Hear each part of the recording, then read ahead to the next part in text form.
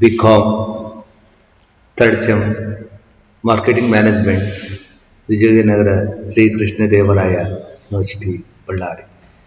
Second chapter, Market Segmentations.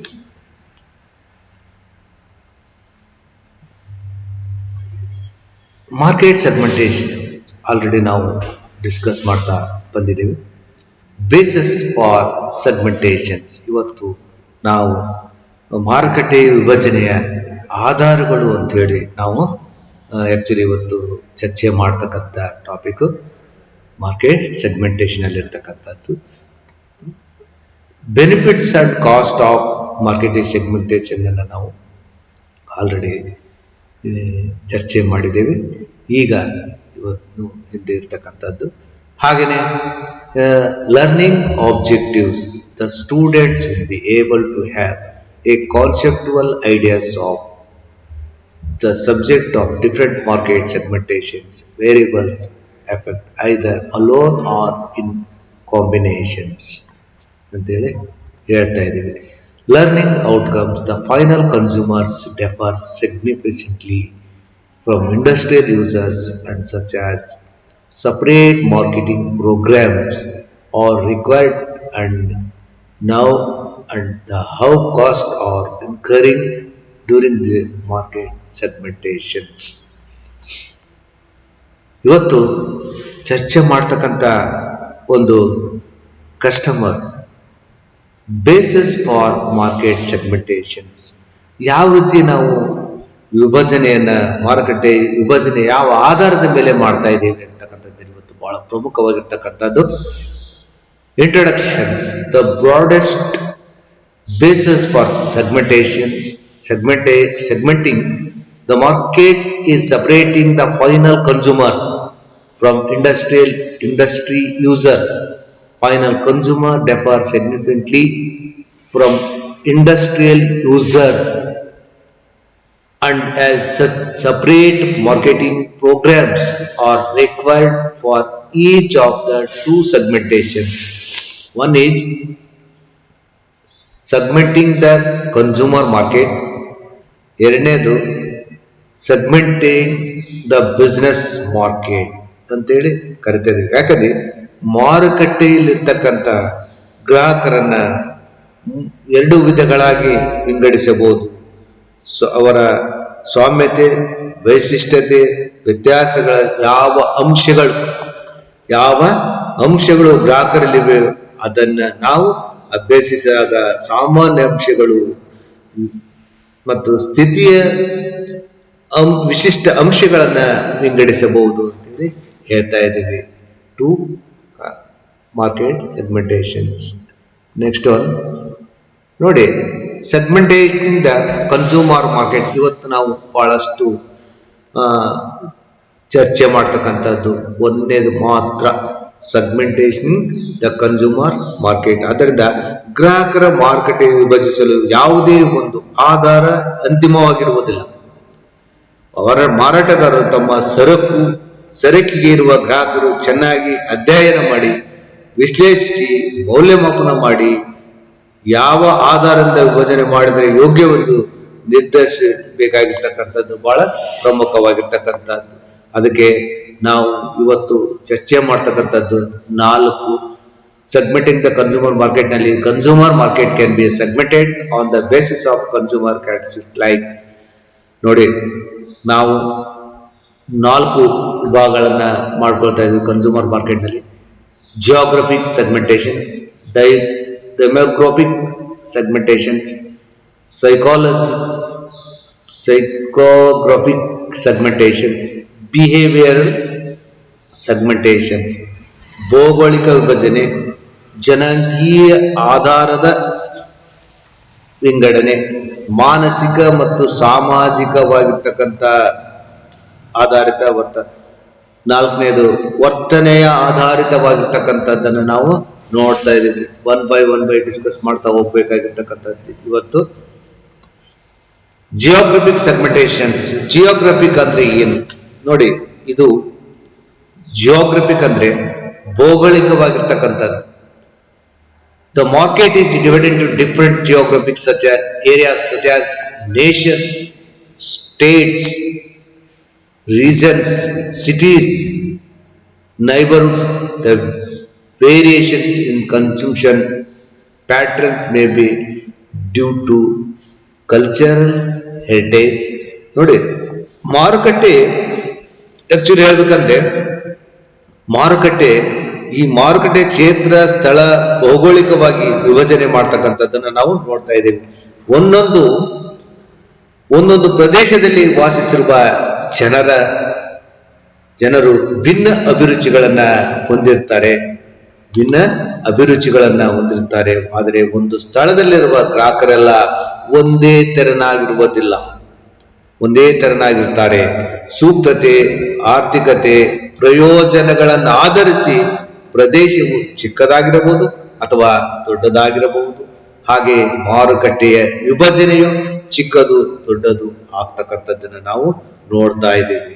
ಅದಕ್ಕೆ ಭೌಗೋಳಿಕ ವಿಭಜನೆ ಅಂತೇಳಿ. ವಿಶ್ವ ಮಟ್ಟದ ವಿಭಜನೆ, cultural heritage, urbanisation, population density, climate, ಇವು 4 ಇರ್ತಕ್ಕಂಥದ್ದು. ಹೆಂಗಂದ್ರೆ ಕ್ಲೈಮೇಟ್ ವಾತಾವರಣ ಅನುಗುಣವಾಗಿರ್ತಕ್ಕಂಥದ್ದು, ಅರ್ಬನೈಸೇಷನ್ ಅಂದ್ರೆ ನಗರ ಮಟ್ಟದಲ್ಲಿರ್ತಕ್ಕಂಥದ್ದು, ಕಲ್ಚರ್ ಅಂದ್ರೆ ಕ್ಷೇತ್ರದ ಸ್ವರೂಪವಾಗಿರ್ತಕ್ಕಂಥದ್ದು, ಪಾಪ್ಯುಲೇಷನ್ ಡೆನ್ಸಿಟಿ ಇರ್ತಕ್ಕಂಥದ್ದು ನಾವು ನೋಡ್ತಾ ಇದ್ದೇವೆ, ಅವನ್ನೇ ಚೆಕ್ ಮಾಡ್ತಾ ಇದ್ದೇವೆ.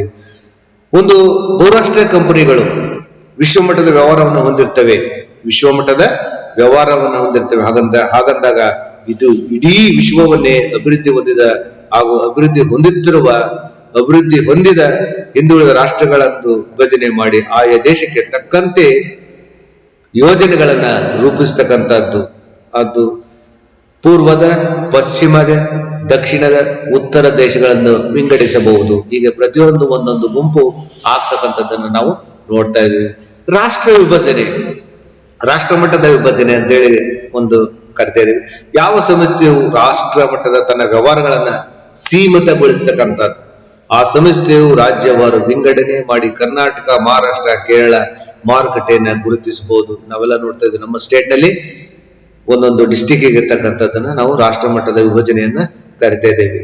ಹಾಗೇನೆ ನಗರ ಗಾತ್ರ ಅಂತಕ್ಕಂಥದ್ದು ಒಂದು ನೋಡಿ, ಇಲ್ಲಿ ಜನಸಂಖ್ಯೆ ಆಧಾರಿತವಾಗಿರ್ತಕ್ಕಂಥದ್ದು. ಇಲ್ಲಿ ರಾಷ್ಟ್ರ ನಗರಗಳ ಜನಸಂಖ್ಯೆ ಗಾತ್ರದ ಆಧಾರದಲ್ಲಿ ವಿಂಗಡಿಸಬಹುದಾಗಿರ್ತಕ್ಕಂಥದ್ದು.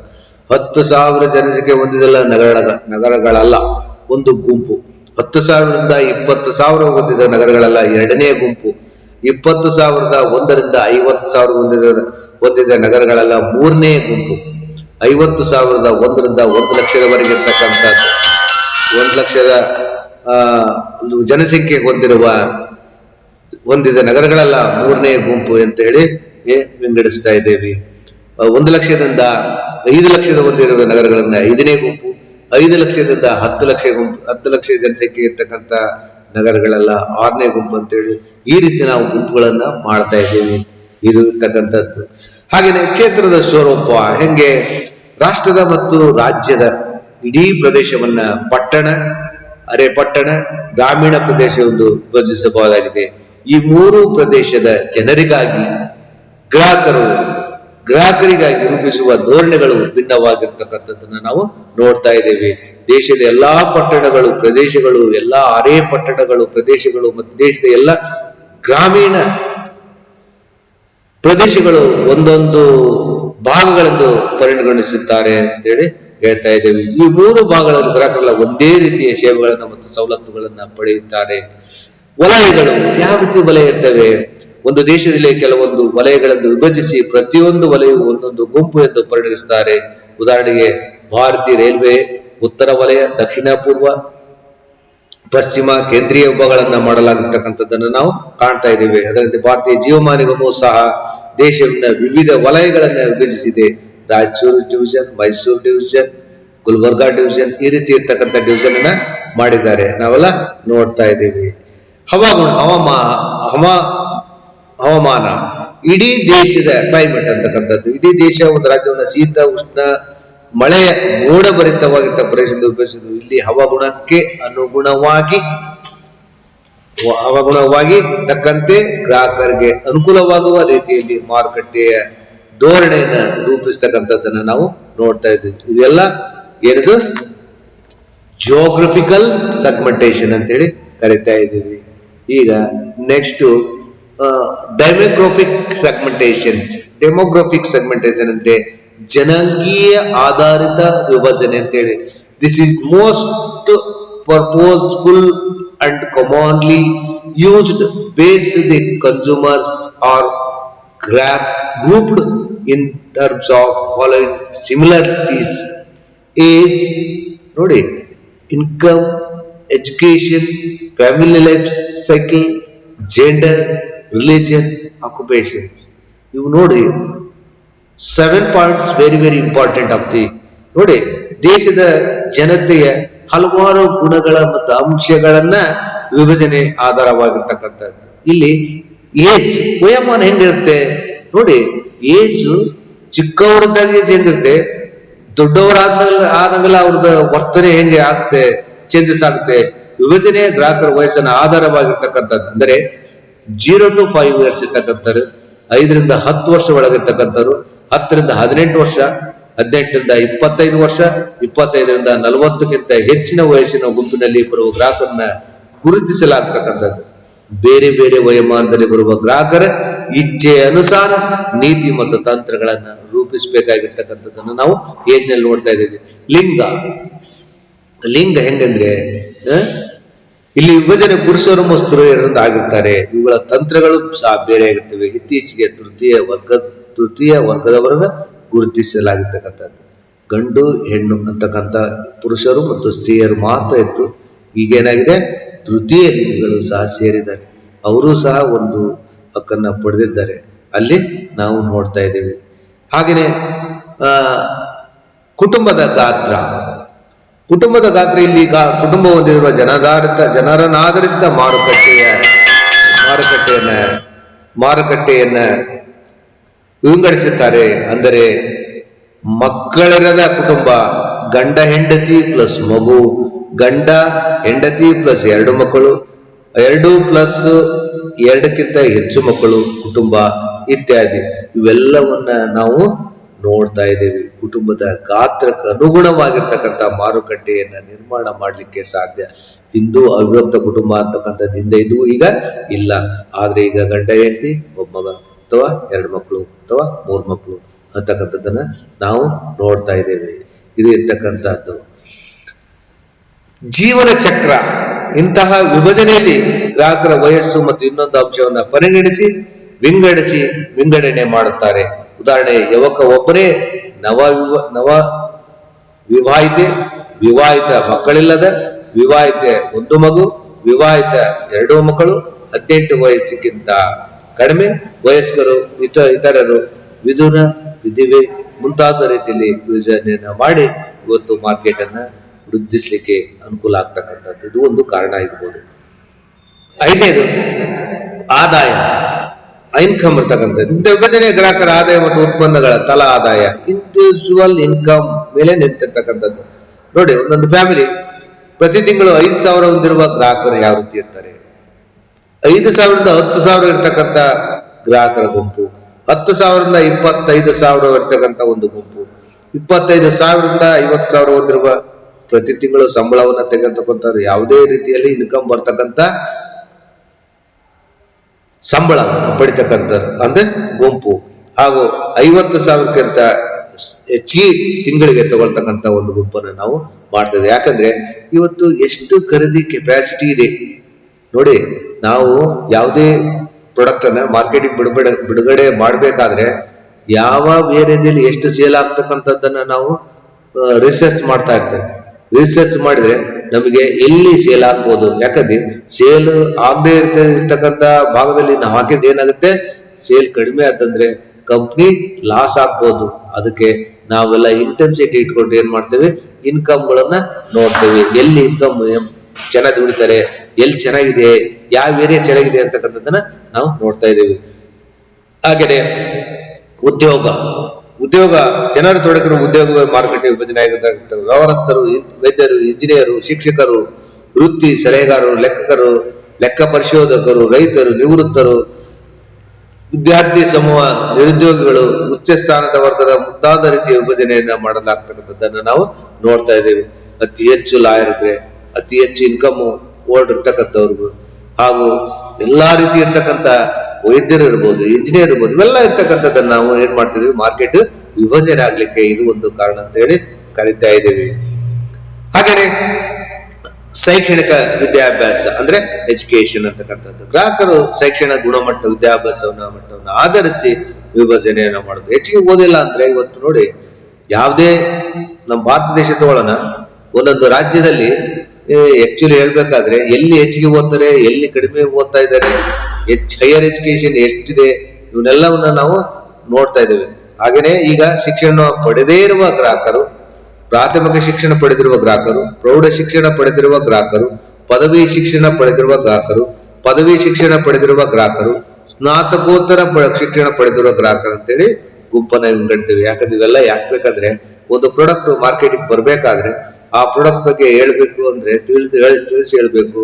ಆಗ ಖರೀದಿ ಮಾಡ್ತಕ್ಕಂಥ ಕೆಪಾಸಿಟಿ ಇವೆಲ್ಲ ನೋಡ್ಕೊಂಡು ಏನ್ ಮಾಡ್ತೇವೆ, ಇವನ್ನೆಲ್ಲ ಅಳತೆಯನ್ನು ಮಾಡ್ಕೊಂಡು ಮಾರ್ಕೆಟ್ ಅನ್ನ ವಿಭಜನೆ ಆಗ್ತೈತಿ. ಹಾಗೂ ಧರ್ಮದ ಆಧಾರಿತ ವಿಭಜನೆ, ಇದು ಬಹಳ ಇನ್ಕಮ್ ಆಗಿರ್ತಕ್ಕಂಥದ್ದು. ಹೆಂಗಂದ್ರೆ ಒಂದು ಧರ್ಮಕ್ಕೆ ಸೇರಿದ ಗ್ರಾಹಕರನ್ನ ಒಂದೊಂದು ಗುಂಪು ಮಾಡಿ ವಿಂಗಡಿಸ್ತೇವೆ. ಹಿಂದೂ, ಲಿಂಗಾಯತ, ಮುಸ್ಲಿಂ, ಕ್ರಿಶ್ಚಿಯನ್, ಅವರವರ ಹೆಸರು ಮೇಲಿರ್ತಕ್ಕಂಥ ಹಿಂದೂಗಳು, ಕ್ರೈಸ್ತರು, ಜೈನರು, ಪಾರ್ಸಿಯನ್ಗಳು, ಇವೆಲ್ಲ ಆ ಗುಂಪುಗಳನ್ನು ಮಾಡಿ ಇವತ್ತು ಏನಾಗ್ತಾ ಇದೆ, ಮಾರ್ಕೆಟ್ ವಿಭಜನೆ ಆಗ್ಲಿಕ್ಕೂ ಕಾರಣ ಇದೆ. ಭಾಷೆ ಆಧಾರಿತ ವಿಂಗಡಣೆ. ಭಾಷೆ ನೋಡಿ, ಗ್ರಾಹಕರು ಬಳಸುವ ಭಾಷೆ ಮಾತೃಭಾಷೆಗೆ ಅನುಗುಣವಾಗಿ ವಿಭಜನೆ. ಅಂದ್ರೆ ಕನ್ನಡಿಗರು, ತಮಿಳರು, ಮಲಯಾಳಂ, ಉರ್ದು, ಗುಜರಾತಿಗಳು, ಕೊಂಕಣಿ, ಹಿಂದಿ ಭಾಷೆಗಳು ಮುಂತಾದವನ್ನು ಒಂದೊಂದು ಗುಂಪಾಗಿ ವಿಂಗಡಣೆ ಮಾಡಬಹುದು. ಆಕ್ಚುಲಿ ಹೇಳ್ಬೇಕಾದ್ರೆ ಇಂಥ ಒಂದು ಸಿಚುವೇಶನ್ ರಾಷ್ಟ್ರ ಮಟ್ಟದ ಹಾಗೂ ಮಲ್ಟಿ ನ್ಯಾಷನಲ್ ಕಂಪನಿಗಳು ಎಲ್ಲ ಇರ್ತಕ್ಕಂಥವು ಎಲ್ಲ ವಿಭಜನೆ ಆಧಾರಿತವಾಗಿರ್ತಕ್ಕಂಥ. ಲೋಕಲ್ ಮಾರ್ಕೆಟ್ಗೆ ಸಮಸ್ಯೆ ಇಲ್ಲ, ಬಟ್ ಮಲ್ಟಿ ನ್ಯಾಷನಲ್ ಕಂಪನಿಗಳು ಇರ್ತಕ್ಕಂಥವೆಲ್ಲ ಇವನ್ನ ನಾವು ನೋಡ್ತಾ ಇದ್ದೀವಿ. ಅದಕ್ಕೆ ಈ ರೀತಿಯಾಗಿರ್ತಕ್ಕಂಥ ವರ್ತನೆ ಆಧಾರಿತ ಮಾರ್ಕೆಟ್ ನಿರ್ಮಾಣ ಆಗ್ತೈತಿ ಅಂತ ಹೇಳಿ ಹೇಳ್ಬೋದು. ನೋಡಿ, ಸೈಕೋಗ್ರಾಫಿಕ್ ಸೆಗ್ಮೆಂಟೇಷನ್ಸ್ ಅಂದ್ರೆ ವಿಭಿನ್ನ ಶೈಲಿ ಆಧಾರಿತ ವಿಭಜನೆ ಅಂತ ಹೇಳಿ. The describes the human characteristic of consumer. It segments the market on how people act. Thought it is difficult to measure, but they provide a useful base for segmenting. For example, personality, lifestyle, social classes. ನೋಡಿ, ಇಂಥ ವಿಭಜನೆನ ಗ್ರಾಹಕರು ಅವರ ಸಾಮಾಜಿಕ ವರ್ಗ, ಜೀವನ ಶೈಲಿ, ಜಾತಿ, ವ್ಯಕ್ತಿತ್ವ ಮುಂತಾದವುಗಳನ್ನು ಆಧರಿಸಿ ನಾವು ವಿಂಗಡಣೆ ಮಾಡಲಾಗ್ತಕ್ಕಂಥದ್ದು. ನೋಡಿ, ನಾವು ಆಕ್ಚುಲಿ ಹೇಳ್ಬೇಕಾದ್ರೆ ನಾವು ಇಂಥ ಒಂದು ಭೌಗೋಳಿಕ ವಿಭಜನೆ, ಜನಾಂಗೀಯ ಆಧಾರವಾಗಿರ್ತಕ್ಕಂಥದ್ದನ್ನ ನಾವು ನೋಡ್ತಾ ಇದ್ದೇವೆ. ಹಾಗೇನೆ ಆಕ್ಚುಲಿ ಹೇಳ್ಬೇಕಾದ್ರೆ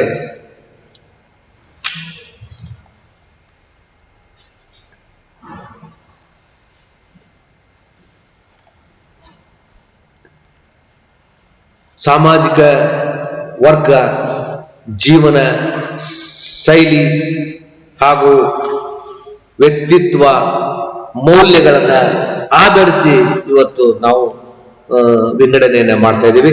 ಸಾಮಾಜಿಕ ವರ್ಗ ಇದು ಸಮಾಜದ ವಿಂಗಡಣೆ ಆಗಿರುವ ಪರಿಶಿಷ್ಟ ಜಾತಿ, ಪರಿಶಿಷ್ಟ ಪಂಗಡ, ಇತರೆ ಹಿಂದುಳಿದ ಜನಾಂಗದ ಆರ್ಥಿಕವಾಗಿ ಹಿಂದುಳಿದವರು ಮತ್ತು ಕೆಳಗೆ ವರ್ಗದವರು, ಮಾಧ್ಯಮ ವರ್ಗದವರು, ಮೇಲ್ವರ್ಗದವರು, ಉಚ್ಚ ವರ್ಗದವರು, ಹೀಗೆ ವಿಭಜನೆಯನ್ನು ಮಾಡ್ತಾ ಇದ್ದೇವೆ. ಇದು ಮಾರ್ಕೆಟ್ ಬೆಳವಣಿಗೆಗೆ ಕಾರಣ. ಜೀವನ ಶೈಲಿ, ಲೈಫ್ ಸ್ಟೈಲ್ಸ್, ಇದು ಗ್ರಾಹಕರ ಚಟುವಟಿಕೆ ಆಗಿರ್ತಕ್ಕಂಥದ್ದು. ಅಭಿರುಚಿ ಮತ್ತು ಅಭಿಪ್ರಾಯಗಳನ್ನು ಆಧರಿಸಿ ವಿಂಗಡಣೆಗೊಳಿಸ್ತಕ್ಕಂಥದ್ದನ್ನು ನಾವು ನೋಡ್ತಾ ಇದ್ದೀವಿ. ಗ್ರಾಹಕರು ಹೇಗೆ ಜೀವಿಸುತ್ತಾರೆ, ಹೇಗೆ ಜೀವಿಸುತ್ತಿದ್ದರು, ಅಭಿರುಚಿಗಳನ್ನು ಹೇಗೆ ಹೆಚ್ಚಿಕೊಳ್ಳುತ್ತಿದ್ದರು, ಇವುಗಳನ್ನು ಆಧರಿಸಿ ವಿಭಜನೆಯನ್ನ ಮಾಡ್ತಾ ಇದ್ದೇವೆ. ಇದೆಲ್ಲ ಇರ್ತಕ್ಕಂಥದ್ದು. ಹಾಗೇನೆ ವ್ಯಕ್ತಿತ್ವ, ಪರ್ಸನಾಲಿಟಿ ಇರ್ತಕ್ಕಂಥದ್ದು. ವ್ಯಕ್ತಿತ್ವವನ್ನ ಸೂಚಿಸುವ ವೈಯಕ್ತಿಕ ಅಂಶಗಳು ಆಧಾರದಿಂದ ಗ್ರಾಹಕರ ಮಾರುಕಟ್ಟೆಯನ್ನ ವಿಂಗಡಿಸುತ್ತಾರೆ. ಅಂದರೆ ಧೈರ್ಯಶಾಲಿಗಳಾದವರು, ಮುಂದಾಳತನದವರು, ದಿಟ್ಟರು, ಎಚ್ಚರಿಕೆಯನ್ನ, ಜಾಗರೂಕತೆಯಿಂದ, ಪ್ರಜಾತಾಂತ್ರಿಕ ಸರ್ವಾಧಿಕಾರಿತ್ವದಿಂದ ಮುಂತಾದ ಗುಣಗಳನ್ನಾಧರಿಸಿ ಇವತ್ತು ವಿಂಗಡಣೆ ಮಾಡ್ತಾರೆ. ನೋಡಿರ್ಬೋದು, ಸಮಾಜದಲ್ಲಿ ಇರ್ತಕ್ಕಂಥ ಬೆಳವಣಿಗೆಗೆ ಯಾವ ರೀತಿ ಮುಂದೆ ವ್ಯಕ್ತಿತ್ವವನ್ನ ಲೀಡರ್ಶಿಪ್ ಅನ್ನ ಬೆಳೆಸ್ಕೊಳ್ತಾರೆ, ಆ ರೀತಿ ಇರ್ತಕ್ಕಂಥವನ್ನು ನಾವು ನೋಡ್ತಾ ಇದ್ದೀವಿ. ಹಾಗೆಯೇ ಮಾರುಕಟ್ಟೆ ಬೆಳವಣಿಗೆಗೆ ಕಾರಣವಾದ ಇನ್ನೊಂದು ಮೌಲ್ಯಗಳು. ನೈಜ ವಾಸ್ತವಿಕತೆ ಸ್ಥಿತಿಗೆ ಹೊಂದಿಕೊಳ್ಳಲು ಬೇಕಾದ ಅವಶ್ಯಕ ಅಂಶಗಳೇ ಮೌಲ್ಯಗಳು. ಗ್ರಾಹಕರ ಅಂತ ಮೌಲ್ಯಗಳನ್ನ ಬದ್ಧರಾಗಿರುವುದು ಮತ್ತು ಜೀವನದಲ್ಲಿ ಅಳವಡಿಸಿಕೊಳ್ಳುವುದು ಅವಶ್ಯವೆನಿಸುತ್ತದೆ. ಮಿಚಿಗನ್ ವಿಶ್ವವಿದ್ಯಾಲಯದ ಸರ್ವೆ ರಿಸರ್ಚ್ ಸೆಂಟರ್ ಅವರು ಗ್ರಾಹಕರ ಅಳವಡಿಸಿಕೊಳ್ಳಬೇಕಾದ 9 ಮೌಲ್ಯಗಳನ್ನ ಯಾದಿ ಮಾಡಿದ್ದಾರೆ. ಅವುಗಳನ್ನ ಸ್ವಪ್ರತಿಷ್ಠಿತೆ, ಭದ್ರತೆ, ಸೌಹಾರ್ದ, ಸಂಬಂಧ, ಸ್ವಸಾಧಿಸುವಿಕೆ, ಪ್ರೇಮಾನುಸರಾಗ, ಛಲ ಸಾಧಿಸುವಿಕೆ, ಸುಗೌರವತೆ, ನಿಶ್ಚಲ, ಆನಂದದಾಯಕತ್ವ, ಕುತೂಹಲದಿಂದ ಸ್ವಭಾವ ಇತ್ಯಾದಿಗಳನ್ನ ನಾವು ನೋಡ್ತಾ ಇದ್ದೀವಿ. Next one is behavioural segmentations with ವರ್ತನೆ ಆಧಾರಿತವಾಗಿರ್ತಕ್ಕಂಥ ಮಾರುಕಟ್ಟೆಯ ವಿಂಗಡಣೆ. Here the buyers are divided into groups on the basis of their knowledge, use or response. The behavioral variables are believed to be the best starting point for segmentation in the market.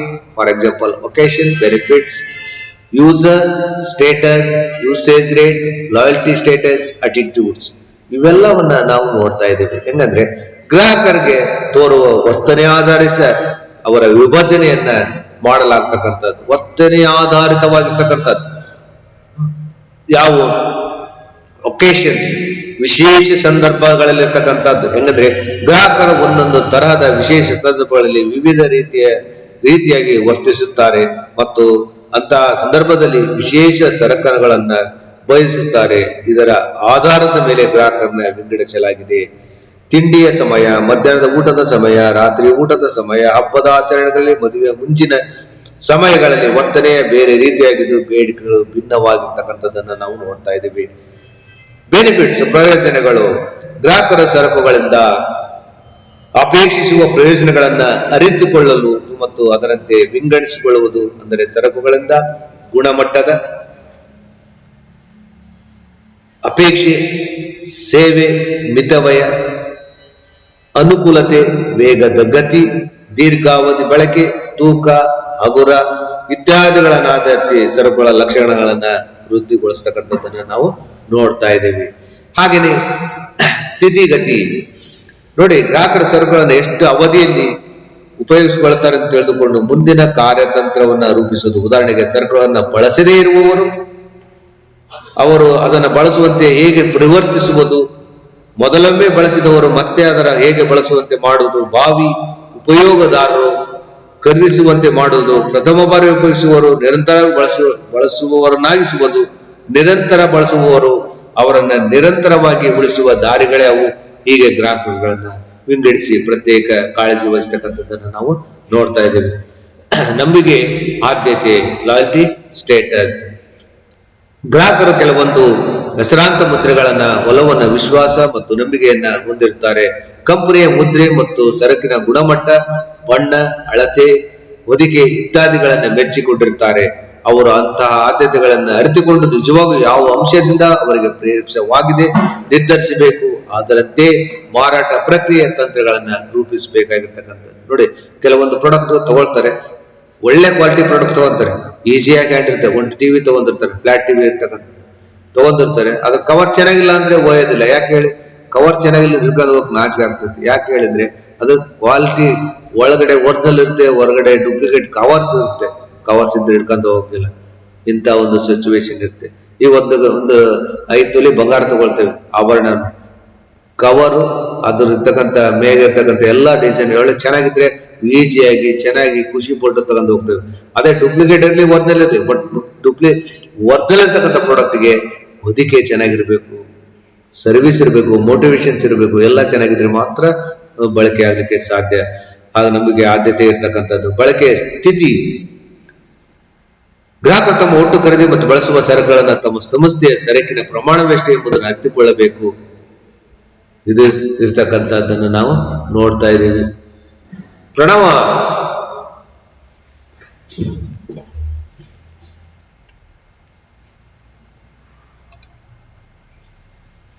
ಇದು ಇರ್ತಕ್ಕಂಥದ್ದನ್ನು ನಾವು ನೋಡ್ತಾ ಇದ್ದೀವಿ. ಅಂದಾಜು 10, 25, 50 ಹೀಗಾಗಿರಬಹುದು. ವರ್ತನೆ ಆಧಾರಿತವಾಗಿರ್ತಕ್ಕಂಥ ಗ್ರಾಹಕರ ತಮ್ಮ ಸರಕುಗಳನ್ನ ಹೇಗೆ ಪ್ರತಿಕ್ರಿಯೆ ನೀಡ್ತಾರೆ ಮತ್ತು ವರ್ತಿಸುತ್ತಾರೆ ಎಂಬುದನ್ನು ಅಭ್ಯಸಿಸಬೇಕು. ಅಂದರೆ ತಿರಸ್ಕೃತವಾಗಿರ್ತಕ್ಕಂಥದ್ದನ್ನು ನಾವು ನೋಡ್ತಾ ಇದ್ದೇವೆ. ನೆಕ್ಸ್ಟ್ ಕ್ವಶನ್ಸ್, ಇದ್ರ ಮೇಲೆ ಕೆಲವೊಂದು ಕ್ವಶನ್ಸ್ ಇದಾವೆ. ಕ್ವಶನ್ಸ್ ಅನ್ನ ನಾವು ನೋಡ್ಬೇಕಾಗಿರ್ತಕ್ಕಂಥದ್ದು ಬಹಳ ಪ್ರಮುಖವಾಗಿರ್ತಕ್ಕಂಥದ್ದು.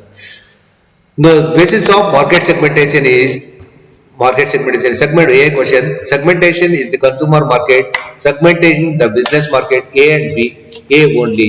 ಇದರಲ್ಲಿ C ಆನ್ಸರ್ ನೋಡಿ. The basis of market segment is A segmentation consumer market, right?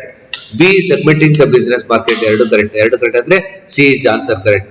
ಎರಡನೇದು, the consumer market can be segmented on the basis of consumer characteristics or geographic segmentations, demographic segmentation, psychographic segmentations. ನೋಡಿ 3 question answer right ಅಂದ್ರೆ D question answer is right. ಎರಡನೇದಕ್ಕೆ D answer. ಮೂರನೇದ market divided into different geographic areas such as nation, state, religions, all of the above. ಮೂರನೇದಕ್ಕೆ ನಾಲ್ಕನೇದು answer correct. Nation, state is religions correct answer. ನಾಲ್ಕನೇದು the futures demographic segmentation is age, income, education. 3 correct. ಹಾಗಾದ್ರೆ 3 correct ಅಂದ್ರೆ ನಾಲ್ಕನೇದು all of the above is correct answer. ನಾಲ್ಕನೇದಕ್ಕೆ. ಐದನೇದಕ್ಕೆ psychographic segmentations includes humans characteristics, a personality, life style, social classes. 3 correct. ಹಾಗಾದ್ರೆ answer is D answer is correct. All of the above correct ಅಂತ ಹೇಳ್ತಾರೆ. ಇಲ್ಲಿವರೆಗೆ ಆಗಿರ್ತಕ್ಕಂಥದ್ದು. ಈಗ reference book Karnataka K marketing management, Himalaya publishing houses private limited. ಎರಡನೇದು Philips Kotler Kevin Lane. ಇವೆಲ್ಲ ನಿಮಗೆ ಒಳ್ಳೆ ರೆಫರೆನ್ಸ್ ಆಗಿರ್ತಕ್ಕಂಥ. ಅಬ್ರಾಹಿಂ ಕೋಸ್ಟ್ಲಿ ಮ್ಯಾಥ್ಯೂಸ್ವರಿ 2000 marketing management 13th edition published by the Dorling Kindersley India private limited. Sherlekar S A. Krishnamurthy R 2010 marketing management 14th edition Himalaya publishing house private limited. William J Stanton 2007 fundamentals of marketing 10th edition. ಮಾರ್ಗೋ Hill publication ಇದೆ ಅಲ್ಲಿ. Okay, thank you.